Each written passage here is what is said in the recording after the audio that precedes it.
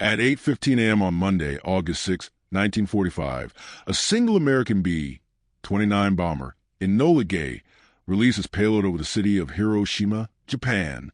43 seconds later, the bomb detonated at approximately 1,900 feet above the city center. In an instant, the temperature at ground zero surged to several thousand degrees Celsius. Human beings evaporated where they stood. Buildings collapsed outward as if crushed by an invisible fist. Yet hundreds of miles away in Tokyo, none of this was known. Inside Imperial General Headquarters, the morning atmosphere was routine, almost dull. Officers reviewed supply shortages, troop deployments, and intercepted American communications. Hiroshima, home to the Second General Army, was considered a vital military hub, but nothing suggested danger that morning. Then, around mid-morning, fragmented messages began arriving from western Japan. Telephone lines were dead. Radio transmissions were incoherent. A junior communications officer reported that Hiroshima had ceased responding. Senior officers exchanged puzzled looks. Cities did not simply go silent. Fire spread. Bombers returned. Damage reports flowed. But Hiroshima had vanished all at once. Major General Tadayoshi Ishikawa reportedly asked a simple, chilling question. Was it a large raid? No one could answer. The absence of information was more frightening than bad news. This was the moment confusion replaced certainty. And before we go further, if you value deeply researched, human-centered history like this, subscribe now, because the next few hours would shake the Japanese officer corps to its core. Ask yourself, what would you think if an entire city disappeared without explanation? By 10:30 a.m., emergency meetings were called within the Army Ministry in Tokyo. Reports remained contradictory. Some claimed a new type of explosive. Others suspected ammunition depots had detonated. No American bomber formations had been detected beyond a single aircraft. This detail troubled seasoned officers. Japan had endured months of relentless firebombing. The March 9th to 10th Tokyo raid alone involved over 300 B-29s. Yet Hiroshima appeared to have been destroyed by one plane. War Minister General Korechika Anami, one of the most powerful figures in Japan's military leadership, dismissed the early claims outright. According to later accounts, Anami said the Americans were exaggerating damage to weaken morale. One bomb cannot destroy a city, he insisted. His worldview depended on that belief. Accepting otherwise meant Japan's defenses and sacrifices were meaningless. Still, an uncomfortable silence followed his statement. Experienced officers knew propaganda usually came with repetition, but the Americans had struck once and stopped. No follow-up raid, no second wave, just emptiness on the map where Hiroshima once stood. The lack of American noise unsettled them deeply. Pause here and consider this. When an enemy fires once and waits, is that confidence or mercy? This question lingered in the room, unspoken but heavy, as officers realized they were facing something outside their experience. By early afternoon, reconnaissance flights confirmed the worst suspicions. Pilots flying over Hiroshima reported a flattened landscape stretching for miles. Landmarks used for navigation were gone. Smoke rose straight upward, not outward like normal fires. Inside Imperial General Headquarters, whispers began circulating, careful, restrained, almost fearful. Some junior officers quietly used the term Genshin Bakuden, meaning atomic bomb. Senior commanders refused to repeat it. The word carried implications too large to confront. Accepting that the United States had successfully weaponized nuclear fission meant the balance of power had irreversibly shifted. Japan had no countermeasure, no defense, no retaliation. At 1 p.m., the government authorized physicist Dr. Yoshio Nishina, Japan's leading nuclear scientist, to investigate. Nishina had worked with Niels Bohr and understood atomic theory better than anyone in Japan. His mission was simple and terrifying: confirm whether the impossible had occurred. As Nishina prepared to depart, officers clung to hope that science would provide an alternative explanation.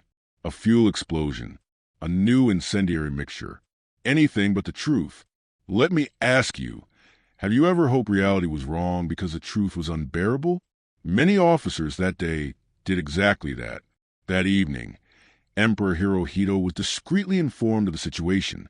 The briefing was cautious, stripped of speculation, but its implications were clear. Hiroshima had not burned, it had been erased. Hirohito, unlike many in the military hierarchy, immediately grasped the danger. He asked whether this new weapon could be used again. No one could answer with certainty.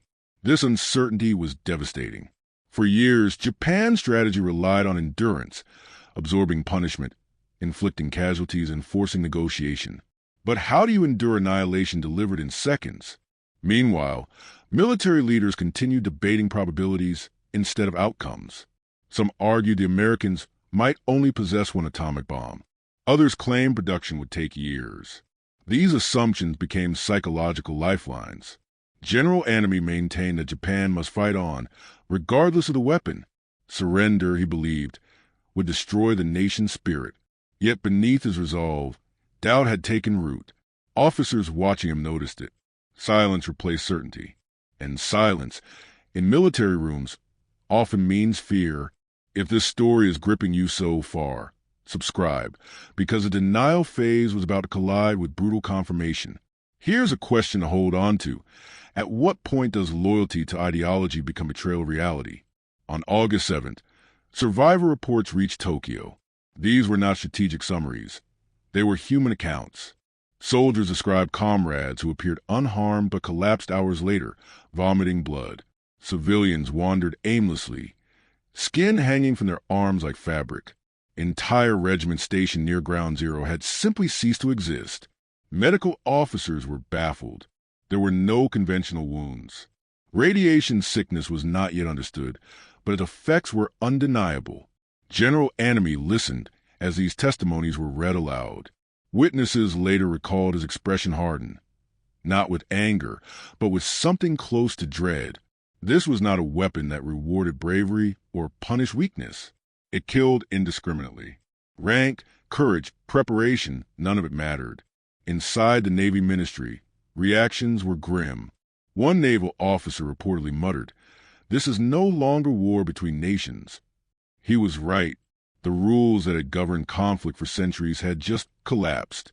And ask yourself this: if war no longer obeys human limits, can honor survive it? By the morning of August 7th, 1945, Dr. Yoshio Nishina arrived in Hiroshima. What he saw left no room for doubt. Entire districts were flattened outward from a single epicenter. Steel structures were twisted like wire. Concrete had bubbled. Later, Nishina would quietly report to Tokyo, "This is an atomic bomb." When his words were read aloud at Imperial General Headquarters, the room reportedly fell silent. No objections followed. No alternate theories emerged. For years, Japanese military planners had dismissed the possibility that nuclear weapons could be produced in wartime quantities. Now, standing in the ruins of Hiroshima, that assumption lay in ashes. One officer reportedly whispered, "So the Americans were not bluffing." Nishina's conclusion was devastating not only because it confirmed American capability, but because it proved Japan's strategic isolation. The empire had invested heavily in conventional resistance, not scientific parity. As Nishina boarded his return flight, he reportedly told an aide, "We have lost the war." Yet, that realization was not universal. In Tokyo, senior officers still debated whether the weapon could be replicated quickly. Hope clung stubbornly to uncertainty. Ask yourself this: how do leaders react when truth arrives before they are ready to accept it? Inside the Army ministry, General Korechika Anami remained outwardly defiant. According to post-war testimony, he stated, "Even if the Americans possess such a weapon, we must not lose our fighting spirit." For Anami, surrender was not merely a military decision. It was a moral collapse. He believed Japan's endurance itself could still shape peace terms. Yet colleagues noticed cracks in his resolve.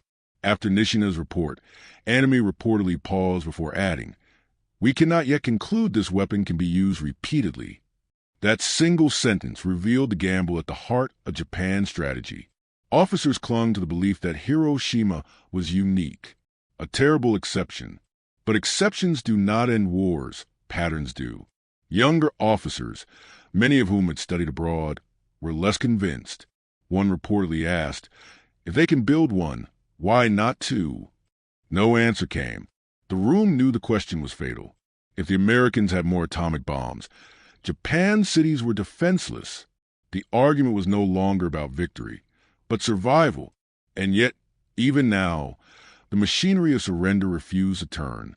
Within the Navy General Staff, the mood was darker, almost resigned. Admiral Somu Toyota, chief of the Naval General Staff, reportedly remarked, "We have entered a new era of warfare." The Japanese Navy, already crippled by losses in the Pacific, understood the strategic implications immediately. There would be no decisive fleet battle, no heroic last stand at sea. The atomic bomb rendered naval power irrelevant.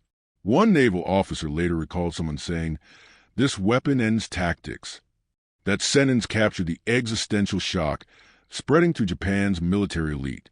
War was no longer about maneuver, bravery, or sacrifice. It was about technology beyond human scale. Yet despite this understanding, the Navy deferred to the Army's insistence on continued resistance.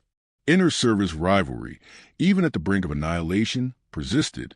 Let me ask you, how often do institutions cling to pride even when reality demands humility? That evening, August 7th, Emperor Hirohito requested further clarification.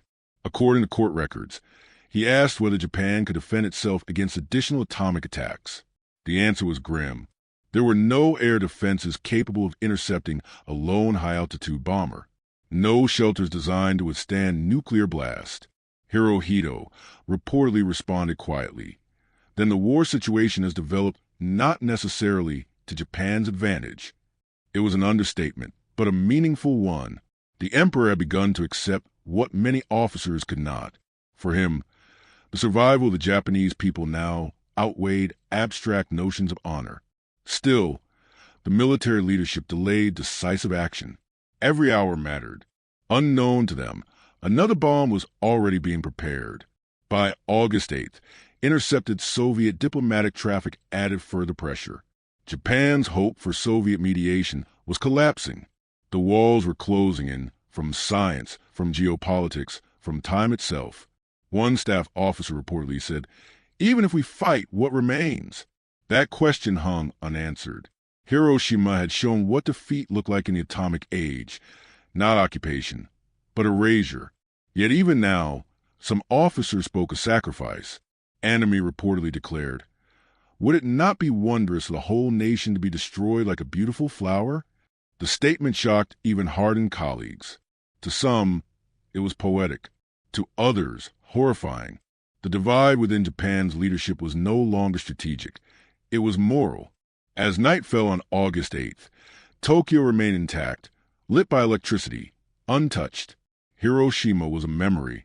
That contrast haunted those who understood what was coming next. One officer later wrote, "We were no longer deciding how to win, but how to end." That realization marked the true turning point. At midnight, Japan waited. Somewhere across the Pacific, another bomber waited too, and the lesson of Hiroshima had not yet finished teaching itself. At 2:47 a.m. on August 9th, 1945, an encrypted transmission reached Imperial General Headquarters in Tokyo. The message came not from the United States, but from Moscow. The Soviet Union had declared war on Japan. Within hours, Soviet forces crossed into Manchuria, smashing into the Guangdong Army, once considered the elite backbone of Japan's continental defense. Officers gathered around wall maps as reports poured in, armored columns advancing faster than Japanese planners believed possible, airfields overrun, communications collapsing.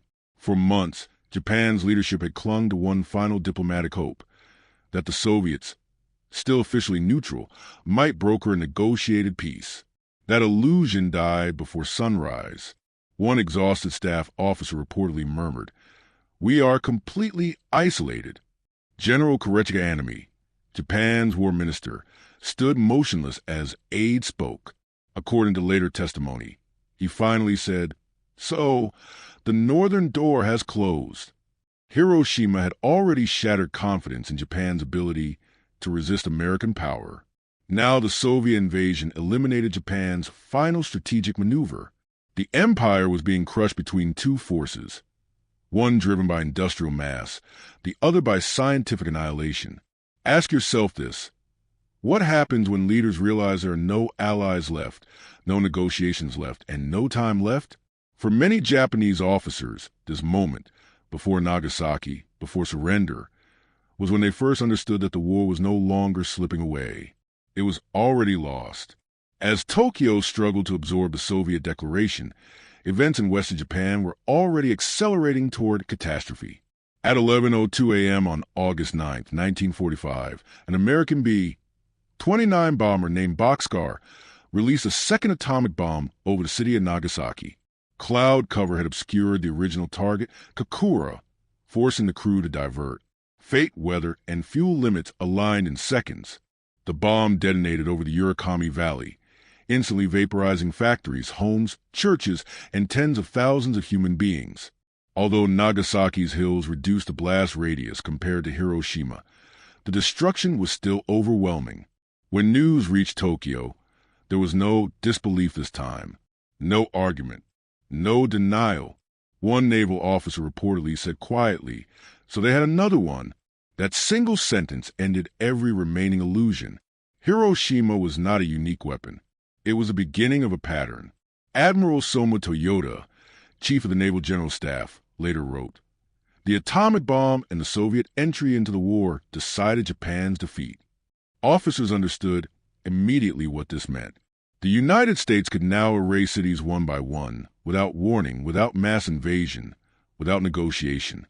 Courage, sacrifice, and preparation, values drilled into Japanese officers for decades, had become irrelevant.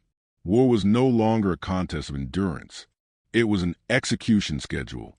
Ask yourself, how do military leaders respond when the tools they train for no longer matter at all? That afternoon, Japan's Supreme War Council convened under suffocating tension. 6 men sat around a table. 3 military leaders, 3 civilian leaders, each fully aware that history was watching. The council immediately split into 2 camps. Prime Minister Kantaro Suzuki and Foreign Minister Shigenori Togo argued that surrender was unavoidable. General Anami and the army leadership demanded continued resistance. Anami spoke with controlled intensity, stating, "Even now, if we fight on, we may yet secure better conditions." Suzuki responded slowly, his voice reportedly heavy with exhaustion. "There will be nothing left to negotiate." The room descended into argument. Fists struck the table. Cigarette smoke thickened the air. But beneath the debate was something far more dangerous than anger. Fear. Fear of responsibility. Fear of dishonor. Fear of being remembered as the men who ended the empire.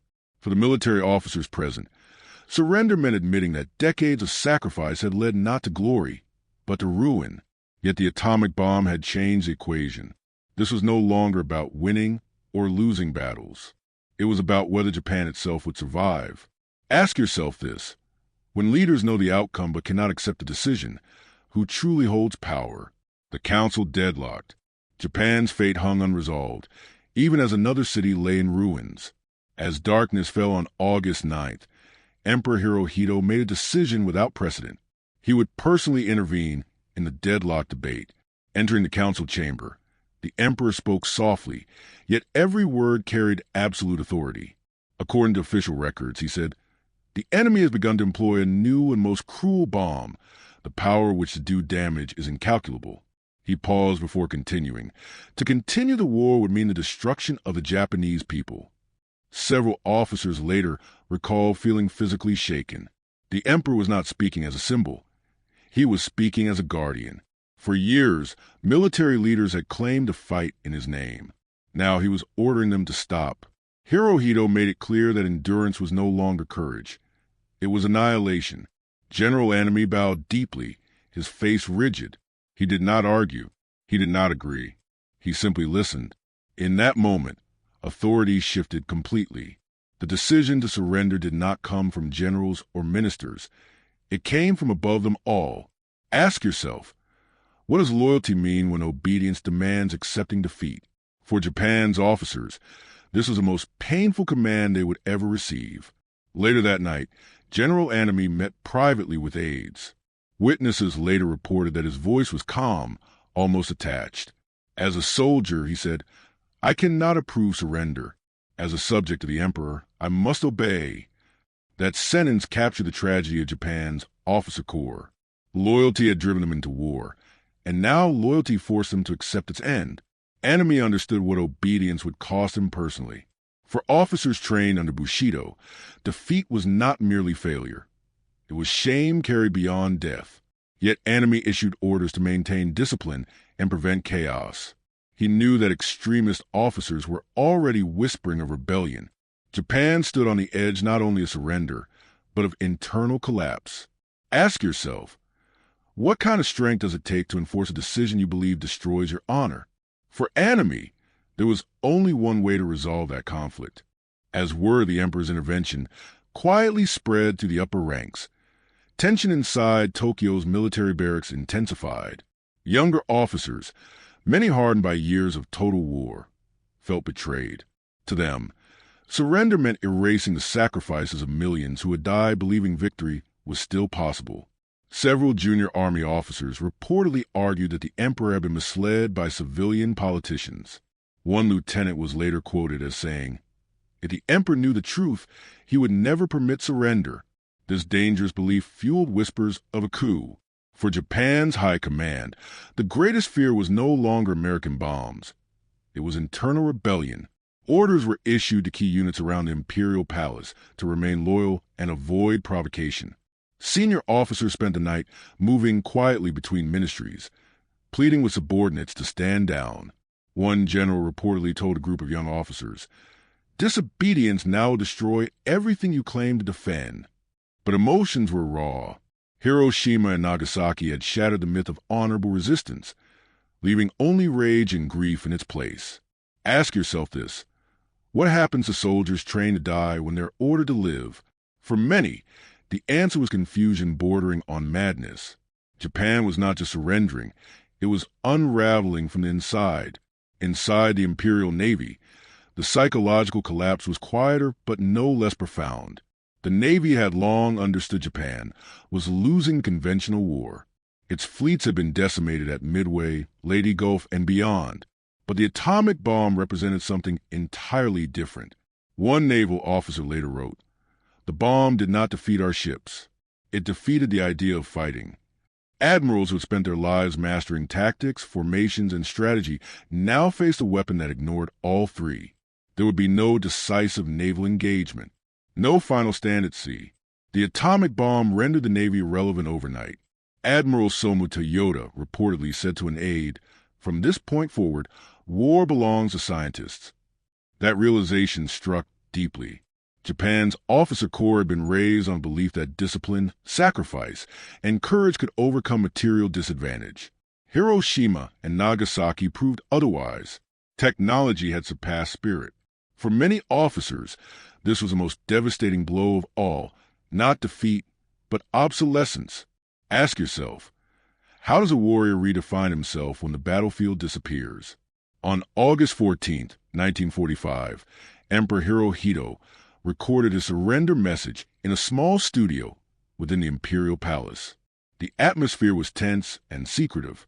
Only a handful of trusted officials were present. Guards were stationed throughout the palace ground with orders to use lethal force if necessary. There was a real fear that extremist officers would attempt to destroy the recording.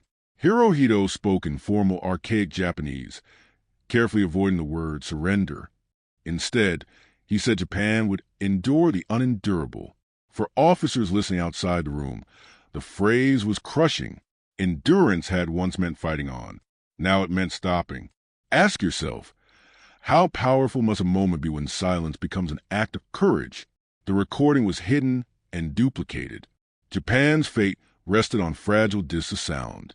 That same night, a group of radical army officers launched what became known as the Kyujo Incident. Their goal was simple: seize the Imperial Palace, destroy the surrender recording, and force Japan to continue fighting. Armed officers roamed the palace grounds, shouting orders, searching for the recording. Confusion reigned. Some units refused to join. Others hesitated. Senior commanders confronted the rebels directly. General Shizuchi Tanaka, commander of the Eastern District Army, arrived and reportedly shouted, "You are betraying the emperor!" His words cut through the chaos. One by one, the coup collapsed. The officers realized they were alone. By dawn, the rebellion had failed. Japan would surrender, not through violence, but through obedience. Ask yourself, how close did history come to changing course entirely? Before dawn on August 15th, General Korechika Anami performed seppuku in his office. His final note read, "I sincerely apologize to the emperor." There was no call for resistance, no condemnation of surrender, only apology. His death symbolized the end of the old military order. For many officers, Anami's suicide was not fanaticism. It was consistency. He had opposed surrender, obeyed the emperor, and paid the price demanded by his code. Ask yourself, is honor found in resistance or in acceptance? For Anami, there was no distinction. At 12 p.m. on August 15th, 1945, Japanese officers gathered around radios across the empire. For the first time in history, they heard the emperor's voice. Many did not immediately understand the words. The language was formal, indirect, restrained. But the meaning soon became clear. Japan had lost. Officers wept openly. Some collapsed. Others sat in stunned silence. One colonel later recalled, "It felt as if the ground beneath us had vanished." This was not the dramatic defeat they had imagined. There were no explosions, no marching armies, just a calm voice ending a nightmare. In the hours that followed, officers struggled to explain the surrender to their troops. How do you tell men trained to die that dying is no longer required? One officer reportedly said, "The war has ended because the world has changed." Hiroshima and Nagasaki had forced that change. The atomic bomb had rewritten the rules of existence itself. Years later, surviving officers would reflect on those days with haunting clarity. One wrote, "We realized too late that bravery cannot stop the sun from falling." Hiroshima was not merely a defeat, it was a revelation. War had escaped human limits. Hiroshima and Nagasaki ended Japan's war, but they also ended an era. From that moment forward, Japanese officers understood a terrible truth. Humanity now possessed the power to erase itself. And once that power exists, it never disappears. In the weeks following Japan's surrender, silence settled over the officer corps like ash. The guns had stopped. The city still smoked.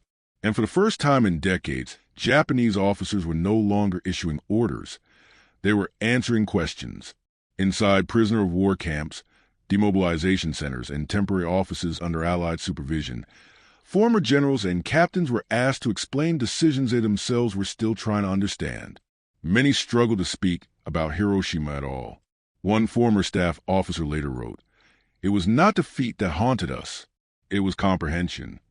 The atomic bomb forced officers confront the possibility that everything they believed about war had been obsolete before the war even ended.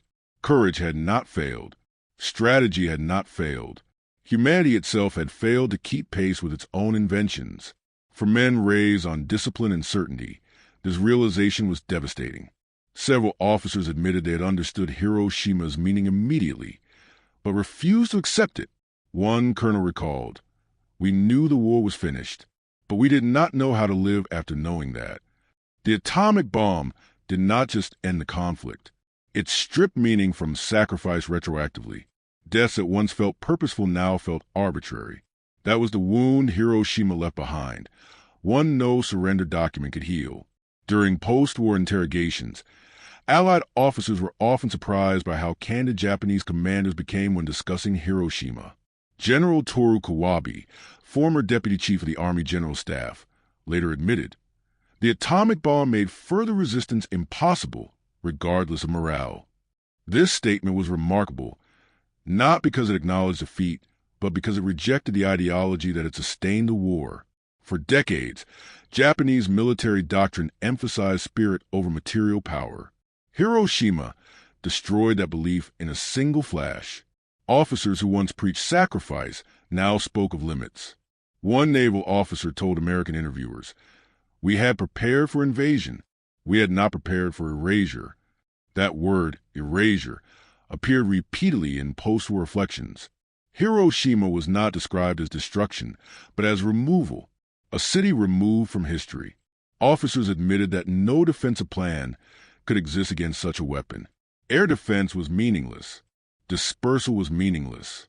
Even surrender felt inadequate, because the bomb had already demonstrated its finality. The officers were not just defeated. They were intellectually disarmed. Ask yourself this. What happens when the foundation of your belief system is proven false overnight? For many Japanese officers, the answer was lifelong silence. Perhaps the most striking post-war statements came from officers who had once advocated continued resistance. General Korechika Anami did not live to speak publicly, but those who knew him reflected on what Hiroshima had done to his certainty. One aide later recalled, after Nishina's report, he never spoke of victory again. That absence mattered. In Japanese culture, silence often communicates more than words. Other officers were more direct. A former Army major wrote in his diary, "If we had continued, Japan would not exist today." This was not speculation. It was calculation. Hiroshima and Nagasaki revealed a future where cities could be eliminated faster than decisions could be made. Officers realized that obedience alone could no longer justify action. Responsibility had expanded beyond command chains to humanity itself. This realization haunted many. One former captain confessed years later, "We trained to kill. We were not trained to decide when killing must stop." Hiroshima forced that decision brutally and without preparation. The officers who survived carried that burden into peace. As Japan rebuilt, Hiroshima became both a warning and a taboo. Military officers avoided discussing it publicly, not out of denial, but out of fear that words were insufficient. One retired admiral stated in the 1950s, "The atomic bomb ended the war, but also ended war as we understood it." This sentiment echoed quietly through Japan's post-war defense philosophy. The new Japanese self-defense forces were built on restraint, not conquest. Former officers advised younger generations differently than they themselves had been taught. No longer did they speak of glorious death. Instead, they spoke of responsibility. One former officer lecturing at a university said, "The lesson of Hiroshima is not that Japan lost, but that humanity cannot afford to win wars like that." For men once trained to believe war purified nations, this reversal was profound. Hiroshima had not merely destroyed a city. It had rewritten the moral vocabulary of an entire officer class. In later years, when asked what they felt upon first hearing of Hiroshima, many officers gave the same answer: disbelief, followed by clarity. One summarized it simply: "We realized the future had arrived without asking permission." Hiroshima was not just a weapon. It was a message that power had outgrown wisdom, that speed had outpaced judgment, that survival now depended less on bravery than restraint. For Japanese officers who lived through it, Hiroshima became a permanent reference point, a moment dividing history into before and after. Before Hiroshima, war was terrible but comprehensible. After Hiroshima, war became absolute. And once absolutes exist, there's no return innocence. In the late 1940s, as Japan underwent demilitarization under Allied occupation, former officers were asked to write reports explaining the collapse of Imperial Japan's war strategy. Again and again, Hiroshima appeared not as a tactical failure, but as a rupture in logic itself. One former Army planner wrote, "Until Hiroshima, war had limits imposed by men. After Hiroshima, limits were imposed only by science." This distinction mattered deeply to officers trained to believe that human could always overcome material disadvantage. Hiroshima proved otherwise. Several officers admitted that even had the invasion of the Japanese home islands been repelled at enormous cost, atomic bombardment would have continued until nothing remained to defend. One naval officer stated bluntly, "We were preparing to win battles that no longer mattered." This realization reframed every decision made in 1945. Hiroshima was not merely the final blow. It was proof that the war had already moved beyond Japan's capacity to respond. Ask yourself this: how does a military culture recover when it realizes it was fighting the wrong war entirely? For Japan's officer corps, that recovery required abandoning beliefs passed down for generations. In memoirs published decades later, Japanese officers often describe the moment they first accepted Hiroshima's meaning as profoundly lonely. These realizations were not shared openly in August 1945. To voice them too early was to risk being labeled defeatist or disloyal. One former colonel wrote, "I understood the war was over on August 6, but I could not say so aloud. Silence became survival. When Nagasaki followed, that silence deepened into inevitability." Officers later admitted that the second bomb removed all remaining ambiguity. One recalled thinking, "The Americans are not warning us. They are demonstrating the future." This distinction mattered. Hiroshima could be interpreted as a test. Nagasaki was confirmation. Together, they formed a message no strategist could ignore. Japan was not being pressured into surrender. It was being shown extinction. Ask yourself, how often does history speak clearly, and how often do leaders refuse to listen? For Japan's officers, Hiroshima was clarity delayed by ideology. As years passed, some officers participated in academic conferences and defense studies where Hiroshima was discussed with brutal honesty. One retired general stated during a 1960 symposium, "Had we continued the war, Japan would not exist today." This was not hindsight, it was calculation. By the early Cold War, officers understood that the United States possessed dozens, then hundreds of atomic weapons. The scale dwarfed anything imaginable in 1945. Hiroshima, in retrospect, was the smallest version of nuclear war. That realization haunted survivors. One former officer reflected, "We were spared not because we were strong, but because the war ended early in the nuclear age." This reframing transformed Hiroshima from a symbol of defeat into a warning narrowly escaped. For many officers, this knowledge carried an obligation to prevent repetition. Ask yourself this: what responsibility comes with surviving a near-extinction event? For Japan's post-war military thinkers, the answer was restraint. Hiroshima also altered how officers understood obedience. Before 1945, obedience was absolute. Orders flowed downward and were executed without question. After Hiroshima, some officers concluded that blind obedience had limits. One former captain wrote, "We followed orders faithfully and arrived at annihilation." This was not rebellion, it was reflection. Hiroshima forced officers to confront the moral consequences of compliance in an age of mass destruction. If a single decision could erase a city, then responsibility could no longer be diffused across hierarchies. It had to be owned. This idea quietly influenced Japan's post-war civil-military relations. Former officers supported constitutional limits on military power not out of weakness, but out of knowledge. They had seen what unlimited power produced. Hiroshima was their evidence. When asked directly whether the atomic bomb ended the war, many officers offered nuanced answers. One naval officer responded, "The bomb did not end the war. It made continuation impossible." This distinction is critical. Japan did not surrender because it was persuaded, but because resistance had become meaningless. Hiroshima did not defeat Japan's armies in the field. It defeated the premise that war could still achieve political goals. That realization is what finally broke resistance at the highest levels. Hiroshima was not just a weapon. It was an argument that could not be refuted. Paragraph 11 almost equals 300 words. In interviews conducted near the end of their lives, surviving officers often spoke of Hiroshima with quiet gravity. There was no bitterness in their voices, only solemnity. One former general stated, "We were trained to face death. We were not trained to face extinction." This distinction defined the psychological shock Hiroshima delivered. Death could be honored. Extinction could not. Hiroshima erased a narrative framework that made sacrifice meaningful. Without meaning, war collapses inward. Some officers visited Hiroshima years later. Many did so privately. One wrote afterward, "I stood where a city had been and understood why the emperor intervened." That moment, more than any document, resolved lingering doubts. Hiroshima was not theoretical. It was physical proof that survival, not honor, had been the correct priority.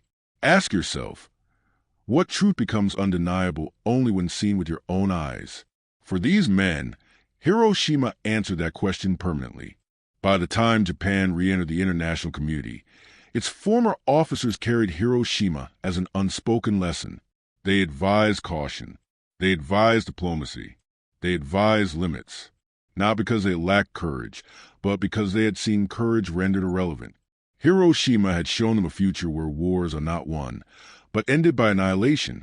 In the end, what Japanese officers said after hearing about Hiroshima can be summarized in a single realization shared across ranks and years. War had outgrown humanity. Hiroshima was the moment that truth became unavoidable. And once seen, it could never be unseen.